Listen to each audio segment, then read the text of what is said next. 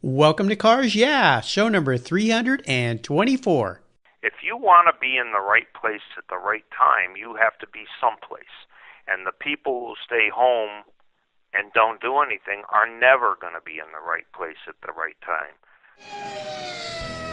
This is Cars Yeah, where you'll enjoy interviews with inspiring automotive enthusiasts. Mark Green is here to provide you with a fuel injection of automotive inspiration.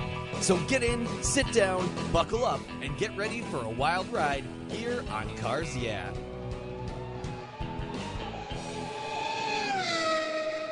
Hello, automotive enthusiasts. I am revved up and so excited to introduce today's very special guest, Bob Cuneo. Bob, are you buckled up and ready for a fun ride? Well, I don't know. Are you driving or am I? Well, I'll do most of the driving today, but whenever you want, I'll hand you the wheel. How's that for a deal? That sounds perfect. Awesome. Great. Bob Cuneo is the founder and chief engineer of Chassis Dynamics, focusing on suspension design and prototyping development.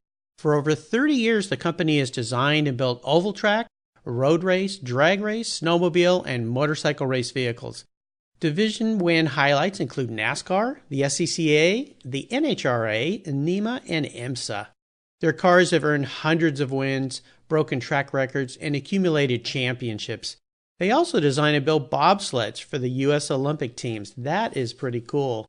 So, Bob, I've told our listeners just a little bit about you. Would you take a brief moment here and share a little bit more about your business and, of course, your passion for automobiles? Sure. You know, all I ever wanted to do from when I was a little kid was to build race cars.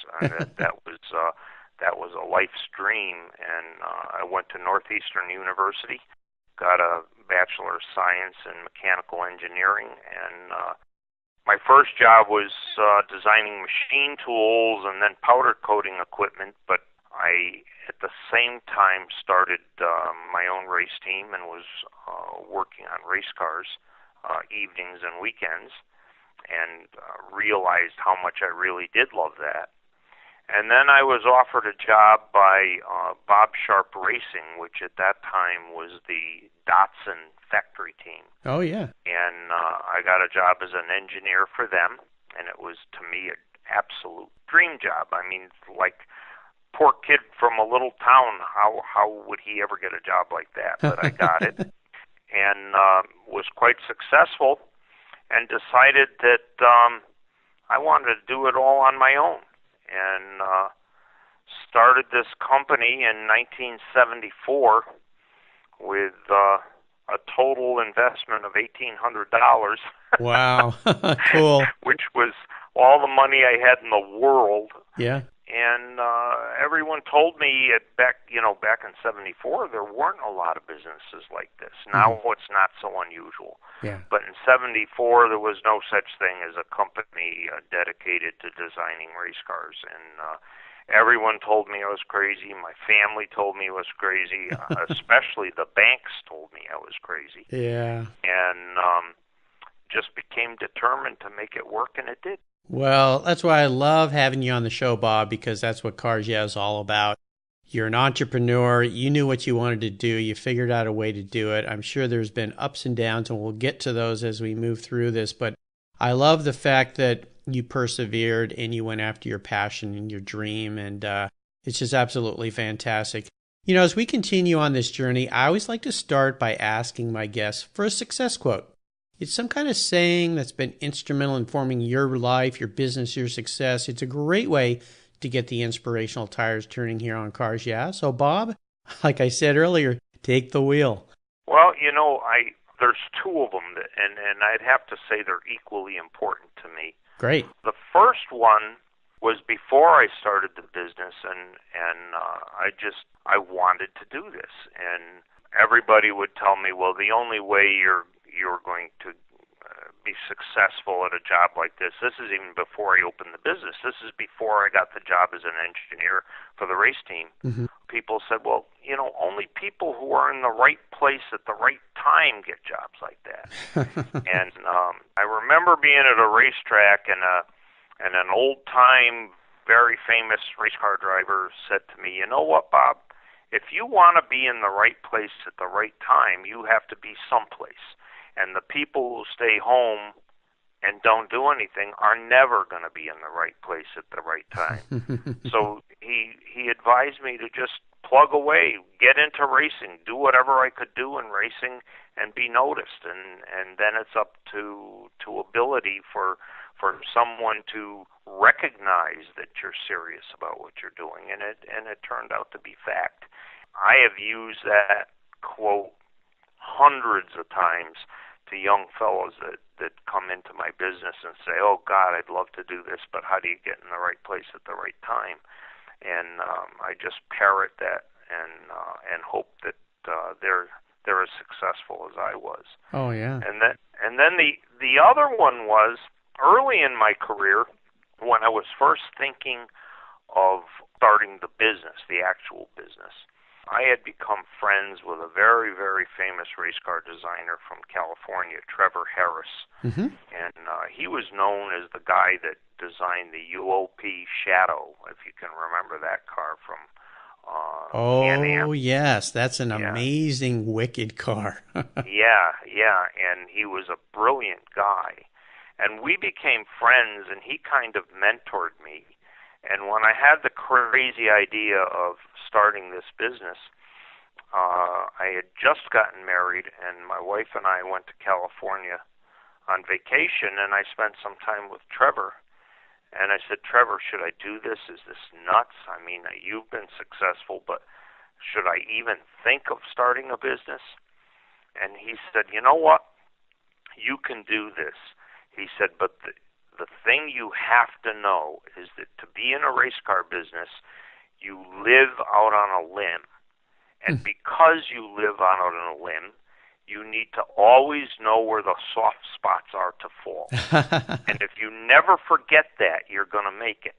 And you know what? He was absolutely right. Well, I love both of those quotes in so many ways. And yeah, that UOP Shadow car, I've had the pleasure of sitting in one of those. Incredible. I'd love to be able to drive one, but I don't know, a scary, scary fast car and where you're sitting. But I love both those quotes in so many ways because they bring to light some really important facets of being an entrepreneur. One is that concept of luck and just being in the right place at the right time. But as they say, it's always a matter of preparation colliding with opportunity. And if you put yourself out there, as you said, get involved and you're prepared, when that opportunity is there, you can pounce on it. Luck really has very little to do with it.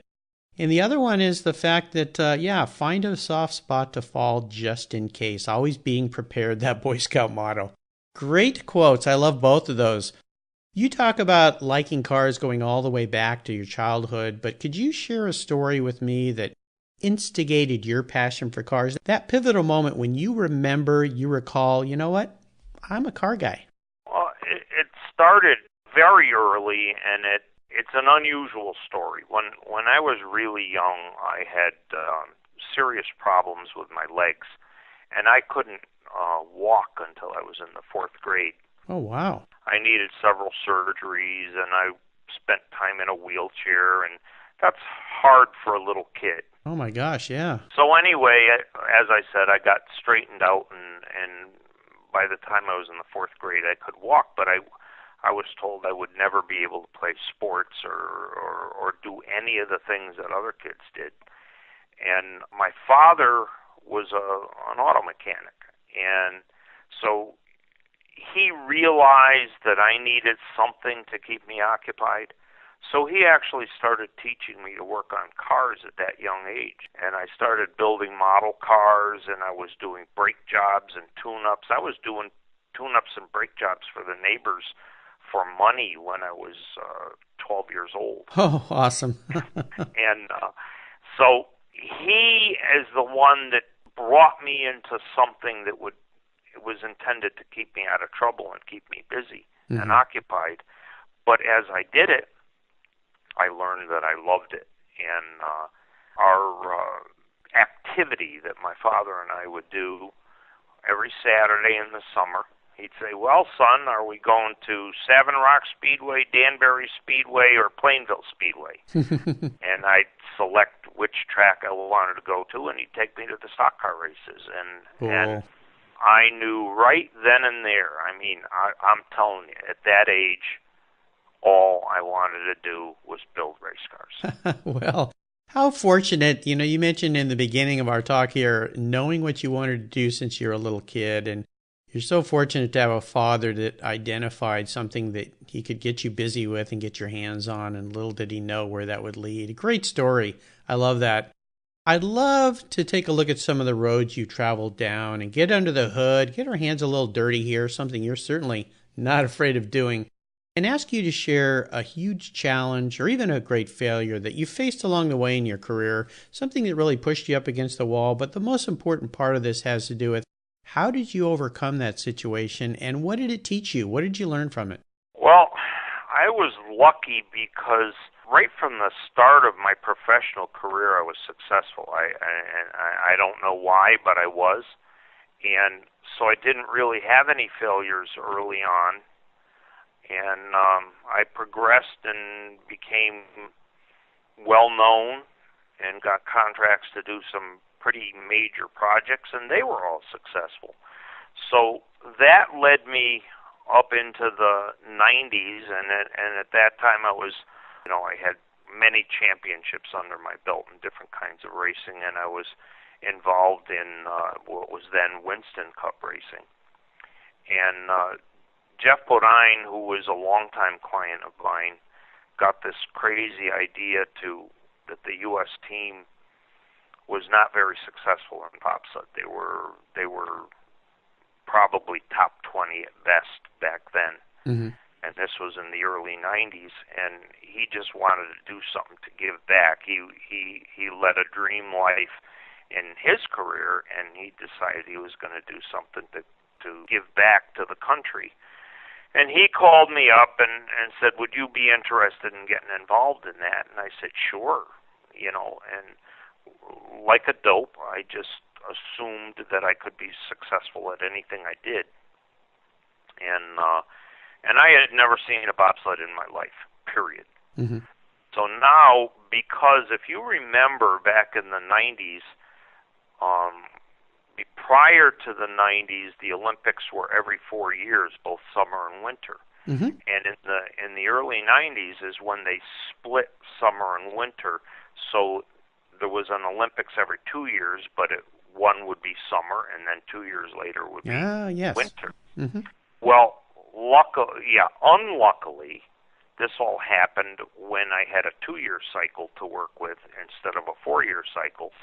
So basically, I had to learn everything there was to learn about bobsleds and build a bobsled and try to be successful in 2 years, not knowing a damn thing about the sport. So I got into it, and I never worked so hard on anything in my life, and I never was challenged so much with anything in my life. Bobsled seems like an awfully simple thing, and it is the hardest vehicle I ever had to build. Very interesting. And so anyway, I managed to get my first design built, and the first go around we only did 2-man. We didn't do 2-man and 4-man. That was just too much to attack. And we built a 2-man, and it was competitive. It was at least as good and probably a little better than anything they ever had. And they were doing okay, but okay wasn't good enough for me. And we went to the Olympics in Lillehammer, and I think we finished like 13th. Mm-hmm. And God, that was 13th to me was like the end of the world. I wanted to shoot myself. And I remember there were a lot of articles written with great hope that, race car people designing a bobsled, and the U.S. finally has an American sled because they always had hand-me-down European sleds. I see. And I saw some of the headlines the day after the race, and, we called it the Bodine Project. It was a hyphenated. The Bo was from his name, Bodine, and the Dine was from Chassis Dynamics. Okay. Okay, and so I remember the headline saying, Bodine Project fails. Yeah. U.S. sled a dud. Yeah. And I it broke my heart. I mean, I was devastated, absolutely devastated. So no sponsors. At that time there was so much hope, but when that happened, there was not a dime to be had for the project. Yeah. Jeff was at a point in his life where he had bought his own race team and invested every penny he had in that, so he could no longer afford to fund the thing. Mm-hmm. And everybody said to me, well, geez, sorry, it didn't work. What are you going to do now? And I got to believe I was depressed for several months about this. Mm-hmm. And finally one day I just woke up and I said, you know what? This isn't going to beat me. And I set out to do it, and I didn't care if there was money or not. I continued. My soft spot was the race cars. Mm-hmm. So I landed on my soft spot and continued the business and stayed afloat, but I spent every waking hour thinking about bobsleds, and by that was this all happened in the '94 Olympics. Okay. Mm-hmm. By '95, we were starting to finish in the top 5. By '96, we were winning medals. Awesome. in World Cup races. And from then on, we just got better and better and better and better, and we won golds and silvers and bronzes and several Olympics. I mean, in Vancouver, we crushed the competition by a margin that nobody had ever seen. The point of the matter is, don't give up. It's just like racing, You talk to a race car driver, and they get down a couple laps, and some of them will just give up, and some of them will say, we'll keep plugging. Something's going to happen here, and next thing you know, they won the race, and the whole thing is just don't give up. Yeah, what a great story. Awesome story, and I love that line, this isn't going to beat me. I'm going to figure out a way to do this. So, wow, what a magnificent story. Fantastic. Let's shift gears here and go to the other end of the spectrum. I'd love for you to share one of those career aha moments, something that came up in your career that you thought of and, hey, darn it, it worked. This is a great idea. And tell me the steps you took to turn that aha moment into a success. Well, you know what? That aha moment came before my career. And I classify it as the biggest aha moment of my life. I told you I used to go to the races with my father, and I used to work on races on streetcars with my father. So now, I'm a teenager, and I got a hot rod, and at that time my father became ill, and it got to the point where he couldn't do much of anything, and his entertainment, the roles were reversed. His entertainment was to come down in the basement and sit in a chair and watch me work. Mm.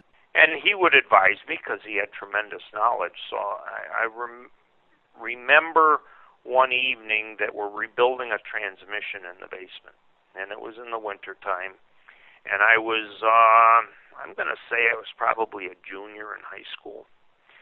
And the topic kept coming up. My parents wanted me to go to college, and no one from my family had ever been to college. Mm-hmm. It was a blue-collar family, and I always had pretty good grades in school.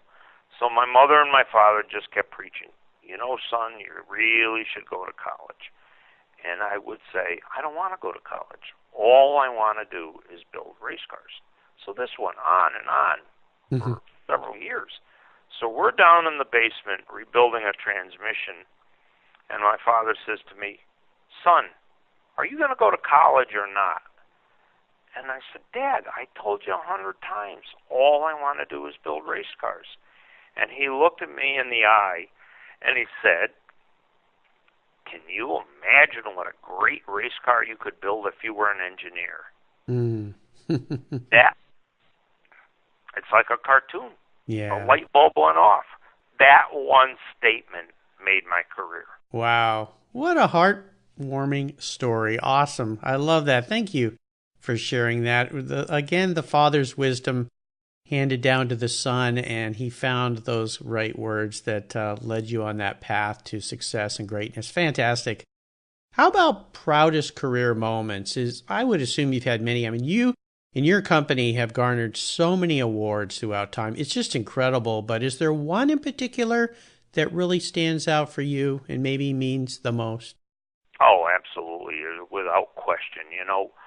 We've won the Daytona 24-hour several times. We've won IMSA national championships, NASCAR national championships, and every one of those moments was special. It's like, God, I'm involved in a project here that was best in the country. Yeah. And that repeated itself several times. When we won the gold in the four-man, see, there's two-man bobsled and four-man bobsled. Oh, yeah. And in Europe, it's wonderful if you win medals in the two-man, but the plum, the thing that the Europeans go after for generations, is a gold medal in the four-man. And when we not only won the gold in the four-man in Vancouver, but crushed everybody, that was it, man. We were the best in the world. And no way to describe it. Yeah. Absolutely no way to describe it. Fantastic. Love it. Love it. Hey, let's have a little bit of fun here. Tell me about your first really special car and maybe a memory you have with that vehicle. Well, it was special because it's all I had. It wasn't too glorious of a vehicle, but my first car was a 1953 Ford Victoria hardtop. I bought it for $110. It had a flathead, and not having much money, it was a stretch just to buy it and put gas in it and have insurance on it. But I kept working on it, and usually the things I did didn't cost very much. They were just, I painted it with black primer and took all the emblems off of it, and I lowered it, and it was a pretty cool looking car for a 16-year-old. Sure. But then the other kids are all racing, when you'd go to a hot dog stand, and by that time some of the people had Chevy V8s and stuff like that, and there was no way I was going to race against them. But there were still some flatheads around. Mm-hmm. So flathead guys tended to race flathead guys. So my arch rival had a 51 Ford convertible, but he had 3 Deuces and Edelbrock heads and all the Go Fasters on his. And so generally he would beat me, and that was frustrating me, and I couldn't really afford fancy speed equipment. So I got thinking, I ran across a guy in town who had an Edmunds manifold with 3 carbs for a flathead, and it was kind of rough. And I asked him what he wanted for it, and he said, well, I'll sell it to you. I know you. I'll sell it for $50. Now, $50 to me, this was in 1962 or 3. Yeah, a lot of dough. No, that was a lot of dough to me. Sure. So I said, well, I don't have that right now, but will you hold it for a few months and let me try to come up with the money? He said, I'll hold it for as long as you want. I don't need it for anything. So now I'm thinking, God, I'm working on the side. I'm doing everything I can do just to afford life. How am I going to afford the extra $50? Now, every kid in the early 60s, every teenager, smoked. And I sat down one day and I said, you know what? I buy a pack of cigarettes every day. If I don't buy a pack of cigarettes, that's back then, I don't know maybe it was 50 cents a pack or something. I don't remember. But I figured out that in 365 days, I would have $50. There you go. So I quit smoking.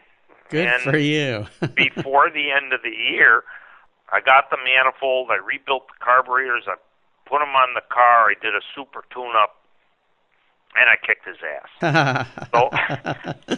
So The moral So, of the story, kids, is don't smoke. You can do a lot. Yeah. You can do a lot cooler stuff if you divert that capital into something a lot more fun. and the best part of the story is that's probably why, as an old codger of 68 years old, I'm still working. There you go. Absolutely. Well, I'm so happy that you did stop smoking and focused on having some fun with your vehicle. Great story. Is there a car that you've let go over your years that you really wish you had back in the garage? Oh, God. I don't even want to think about this one. Right after I graduated college and I first started working as an engineer at Bullard Machine, I was working on a race car that was housed at a local gas station, Shell station in Fairfield, Connecticut. So I'd go down there after work and work on the race car. So that gas station was near the Merritt Parkway, which was a highway in Connecticut. And the guy had a contract to tow cars off the parkway. The state police would allot certain days and certain hours to certain stations to do all the towing. So he needed someone to drive the wrecker on weekends because he didn't want to do it. So I said, well, I'm up for making some extra money. I'll tow cars on the weekend. So one rainy, nasty night, I go out to the Merritt Parkway because some guy called and he said his motor blew up on his car. So I go out, and it was a Porsche Speedster. And so I tow it in, and it did have a blown motor. The rod is hanging right out the side. And I tow it into the gas station, and I tell the guy it's a $40 tow charge. And he said, look, I hate this freaking car. I want to get rid of it. I'll give you the car. I got the title. I'll give you the car for the $40. Oh, my gosh. So I said, sure. Yeah, I'll take that deal. It wasn't my $40 because I'm working for the guy. Of course. So the next morning I go in and I say, I towed this car in, and the reason there's not $40 in the cash register is that the guy turned over the title to me. So I said, it's your choice what you want to do. If you want the car, you can have the car. It's your tow truck. If you don't want the car, I'll give you the $40 for the tow bill, and I'll take the car. And he said, what do I want that thing for? So I gave him $40. Oh, so I now was the proud owner of a Porsche Speedster. Yeah, for $40. Wow. So now I tow it to my mother's house. I had no place to put it, no garage. I put it out in the backyard with these great ideas of fixing it up and having a sports car. But at the time, I was just in the middle of so much. I mean, I'm up to my ears in debt from college loans. I'm working 3 jobs. I'm working on a race car part-time, and the car sat there.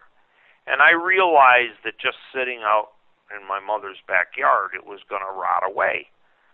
And it wasn't particularly clean to begin with.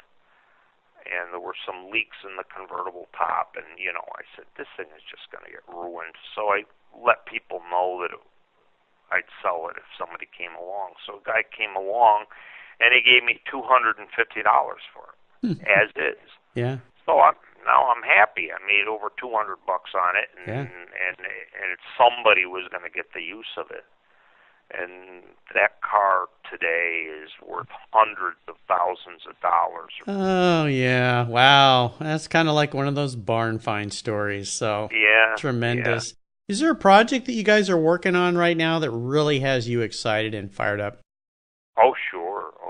Yeah, the big one right now is the Tucker Torpedo. And I know that in one of your previous shows you spoke with Rob Ida. Oh, yeah. And Rob and I have become really good friends, and over the last maybe 4 years, we've done several joint ventures where, he'll take in a project, and then I do the chassis and suspension, and then he does the rest of the project, and there's nobody better than him. And he has a lot of confidence in what I do, so he came to me and he said, I have this incredible project. It's the Tucker family has wanted to build the Tucker that never got built for years, and we now have the opportunity to do it. Cool. And the Tucker 48. There were 50 of them, and they're all accounted for. But this isn't one of them. This was Preston Tucker's real dream car. And if you saw the movie, there's a scene in the movie where he starts punching the wall with his fists, saying, "This isn't the car I want to build. This is not my car. This is the car that they want me to build." And he never got the opportunity to build the real car that he wanted to build. And part of the problem was, at the time, he was such a visionary that the technology really wouldn't support some of his ideas. So it was not crazy that he wasn't able to build the car then. But now, with technology having advanced, we can, build just about anything. So cool. Yeah.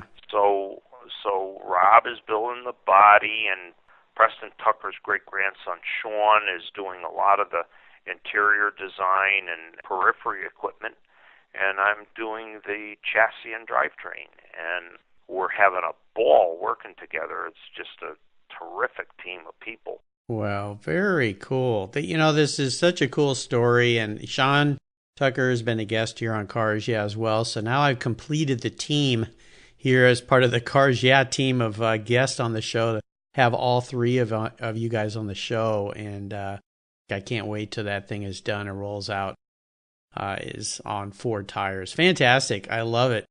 It's a heck of a challenge because we have to, and luckily, Sean and his family have saved every scrap of paper from Preston, but we're not talking about full blueprints. We're talking about sketches on napkins and letters and ideas, and we have to try to think like he was thinking. So we're connecting the dots. This isn't a clear-cut object that we're building. This is an extension of a man's passion, and that's what makes the project so special. It's absolutely spectacular. Now, here's a very introspective question for you, Bob. If you were a car, what kind of car would you be, and why? I have no idea. I kind of think of Tow Mater. Oh, yeah? Now, that's an interesting answer. I have no answer. No answer whatsoever. Okay, well, I'm not going to let you get away with this, because I've had 323 people on the show before you that all answered this question, except for one, but I can't have two. So let's think about this a little bit. You're a guy that designs and builds chassis, race cars. There's got to be something that rings true in your mind that if Bob was on Ford tires rolling around, what would he look like? What would he feel like? Yeah. Okay, I have an answer, and it's probably going to take you by surprise. Good. I have always looked at myself as a workhorse. I have never been much for publicity. I have never, I've made a living doing this, and I live in a decent house, and I've been able to educate my kids. But money was never part of my goal. I just wanted enough to make a good living. And so I look at myself as a workhorse, not a sports car or anything fancy. And I think back of like the Model A Ford, and this is where it gets weird. The Model A was mass-produced so anybody could afford it, and it was a workhorse. But people made them into trucks. They made them into tractors. They made them into to propel sawmills. Yeah. These Model A's had to reinvent themselves to do whatever needed to be done. And if you look at my career, every couple of years I reinvented myself into another kind of racing. There were a lot of guys who were spectacularly successful in one form of drag racing or in NASCAR Winston Cup or in road racing. But I found that by reinventing myself every couple of years, there was a cross-pollination of thought from one form of racing to the other, and that cross-pollination always advanced the sport and allowed me to become even more successful with the product because I was using ideas that I learned from my last projects.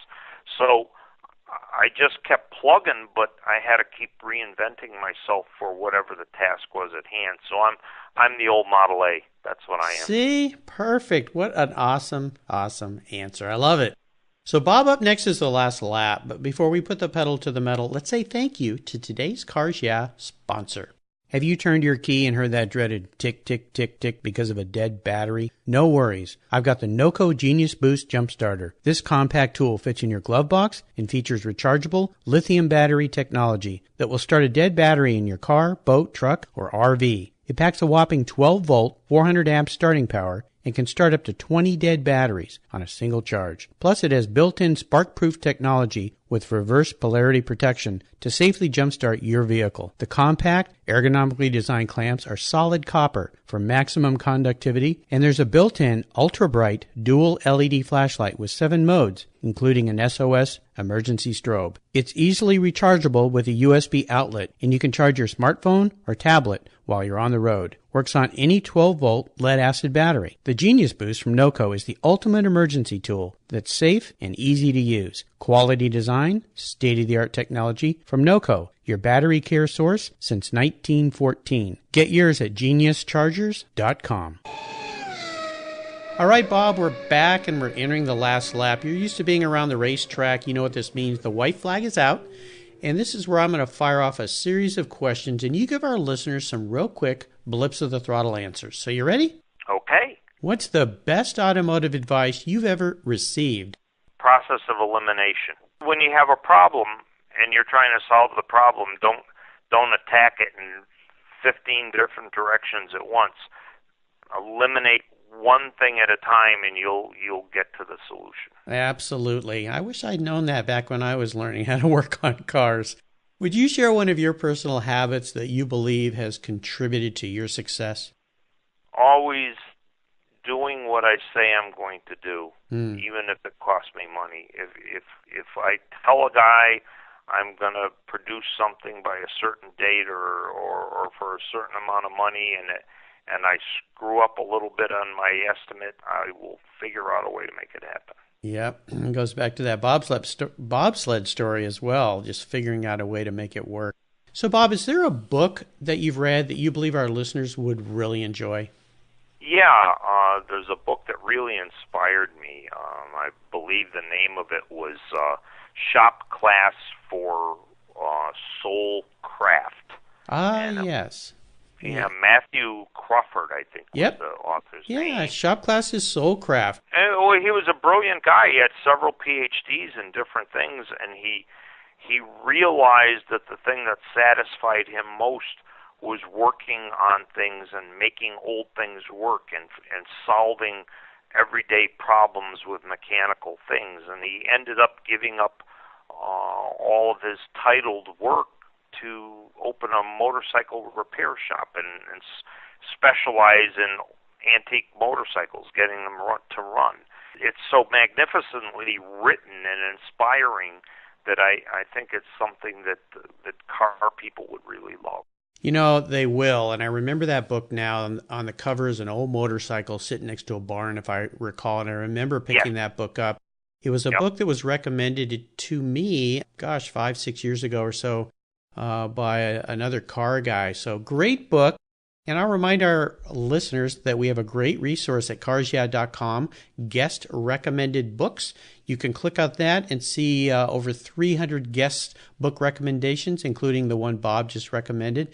Or you can just type Bob into the search bar. His show notes page will pop right up, and you'll find a listing and a place that you can link to that book and purchase it and read it. Great book, great recommendation. All right, we're up to the checkered flag, Bob, and this last question can be a real doozy. If you could only have one collector car in your garage, but money's no object, I'll buy you whatever you want, but you're going to have to keep it. You can't sell it to buy a bunch of other toys with, so that little trick is off the table. What would that vehicle be and why? Probably a 1956 Ford Victoria hardtop. Wow. Okay. I just loved those cars. I just thought the style was beautiful. It was a car that, at my age, at that time, it was my dream car. Mm-hmm. And I guess everybody would like to somehow own the car that was their dream car. Fantastic. Yeah. Oh, so true. Great choice. Fun choice. Probably the first time anybody's chosen that car here on Cars Yeah. So unique as well, just like you. Bob, you have taken me on a great ride today. I've really enjoyed our stories. I'm happy that Rob Ida recommended that I reach out to you so we could talk today. I want to thank you for sharing your journey. Could you give us one parting piece of guidance before you drive off into the sunset in that 56 Ford Victoria hardtop? Don't give up. Don't give up. Great words of advice from a guy who didn't give up, kept persevering. Classic entrepreneur. I love it. And what's the best way for our listeners to learn more about you and your business? You know what? Like I said before, I don't even have a website. I hide. I literally I tell all my friends I hate everybody, so I don't even answer the phone. and I've always felt that that just takes away from working on whatever I'm working on. So I'm probably a little bit of an enigma. Nobody's going to know anything about me. Is there a way for our listeners to follow maybe you, in a sense, through Rob Ida's Facebook page and watch the build out of this Tucker Torpedo? Yeah, and also, we're sponsored. I was sponsored on the last Olympic run by SolidWorks, the software company. Okay. And that was such a successful thing that now they're sponsoring us for the Tucker. And there is a blog through SolidWorks. In fact, the guy's name that has the blog is Mike Sobolchek. Okay. And that blog follows the Tucker project every month. Okay, cool. And what we're doing. Awesome, great. Well, listeners, you can find links to everything that Bob shared with us today at carsyeah.com/Bob Cuneo, and his last name is spelled Cuneo, or just put Bob in the search bar, and his show notes page will pop right up. Hey, Bob, thanks for being so generous today with your time and your expertise, and for sharing your life and experiences with me and the listeners. Until we talk again, I'll see you down the road. Thank you. It was a lot of fun. I really enjoyed today. It was all my pleasure. Thanks. Thank you so much for joining us on today's ride here at Cars Yeah. Drive on over to carsyeah.com to find show notes and inspiring automotive fun. Download your free copy of Filler Up, a fun book filled with gorgeous photographs of fuel filler fun, including quotes from more inspiring automotive enthusiasts. Download your copy today, and we'll see you next time on Cars Yeah.